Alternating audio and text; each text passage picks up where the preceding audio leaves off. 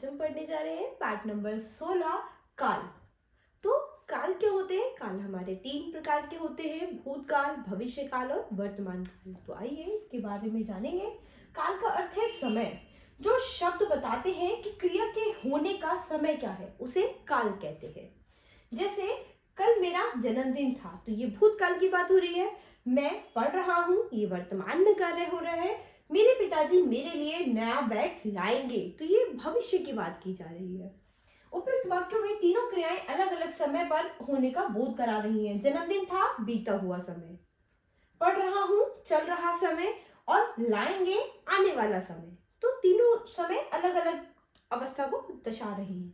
क्रिया के जिस रूप से उसके होने के समय का पता चले, उसे काल कहते हैं। काल के भेद, काल के 3 भेद होते हैं, भूतकाल, वर्तमान काल और भविष्यत काल। तो सबसे पहला है भूतकाल। क्रिया के जिस रूप से उसके बीते हुए समय में होने का बोध हो, उसे भूतकाल कहते हैं। जैसे कृष्ण का जन्म मथुरा में हुआ था, रावण को राम ने मारा था।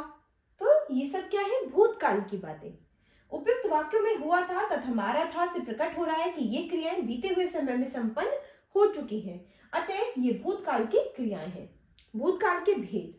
भूतकाल के 6 भेद होते हैं, सामान्य भूतकाल, आसन भूतकाल, अपूर्ण भूतकाल, पूर्ण भूतकाल, संदिग्ध भूतकाल और हेतुमत भूतकाल।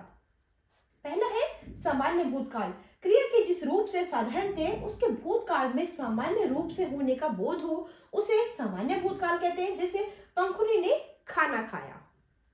आसन भूतकाल। क्रिया के जिस रूप से यह पता चले कि क्रिया अभी अभी समाप्त हुई है, उसे आसन भूतकाल कहते हैं। जैसे वैभव ने पत्र लिखा है, यानी ये क्रिया अभी कुछ समय पहले ही समाप्त हुई है। अपूर्ण भूतकाल। क्रिया के जिस रूप से यह पता चले कि क्रिया भूतकाल में हो रही थी किंतु समाप्त नहीं हुई थी, उसे अपूर्ण भूतकाल कहते हैं। जैसे वह आम तोड़ रहा था, तो वो आम तोड़ तो रहा था, लेकिन कब उसका ये कार्य समाप्त हुआ ये नहीं पता। पूर्ण भूतकाल। क्रिया के जिस रूप से यह पता चले कि क्रिया को समाप्त हुए बहुत समय बीत चुका है, उसे पूर्ण भूतकाल कहते हैं। जैसे उसने फूल तोड़े थे। संदिग्ध भूतकाल। क्रिया के जिस रूप से उसके भूतकाल में होने में संदेह का पता चले, उसे संदिग्ध भूतकाल कहते हैं। जैसे वह गया होगा। हेतुमत भूतकाल। जिस वाक्य में भूतकाल की एक क्रिया दूसरे पर निर्भर होती है, उसे हेतुमत भूतकाल कहते हैं। जैसे शेखर पढ़ता तो पास हो जाता। दूसरा है वर्तमान काल। तो क्रिया के जिस रूप से उसके वर्तमान समय में होने का पता चलता है, उसे वर्तमान काल कहते हैं। जैसे हम पिकनिक पर जा रहे हैं, माता जी खाना बना रही है।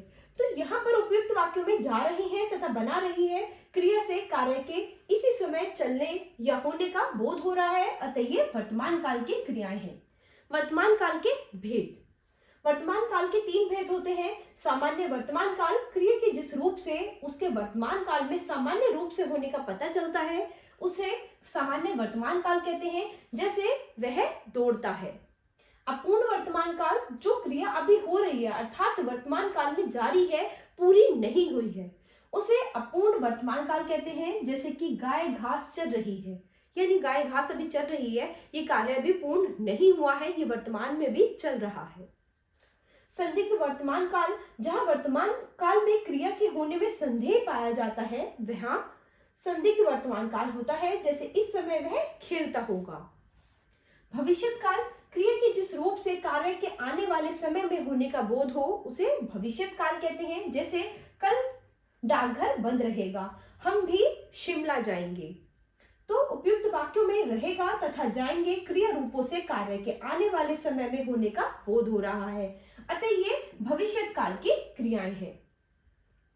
इसके बाद है भविष्यत काल के भेद। भविष्यत काल के 2 भेद होते हैं। सामान्य भविष्यत काल। भविष्यत काल का सामान्य रूप सामान्य भविष्यत काल कहलाता है। जैसे इस साल मैं चेन्नई जाऊंगा।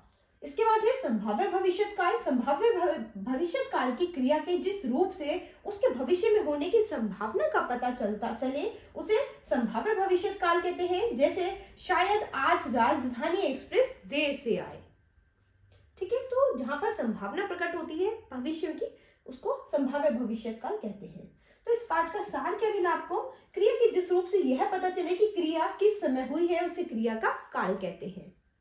काल के मुख्यतः 3 भेद होते हैं, भूतकाल, वर्तमान काल और भविष्यत काल। क्रिया के जिस रूप से कार्य के बीते समय में होने का बोध हो वह भूतकाल कहलाता है। क्रिया के जिस रूप से कार्य का वर्तमान में होना पाया जाए उसे वर्तमान काल कहते हैं। क्रिया के जिस रूप से कार्य के आने वाले समय में होने का बोध हो उसे भविष्यत काल कहते हैं। तो बच्चों, यहाँ पर आपने काल के बारे में पढ़ा है, यानी समय के बारे में पढ़ा है। समय की 3 अवस्थाएं थी, भूतकाल, वर्तमान काल और भविष्य काल। तो आप एक बार अभ्यास में इस पाठ को फिर से दोहराएंगे। आशा करती हूँ आपको ये पाठ बहुत अच्छे से समझ आया होगा। तो अब हम अपनी नई क्लास में मिलेंगे अपने नए पाठ के साथ। धन्यवाद।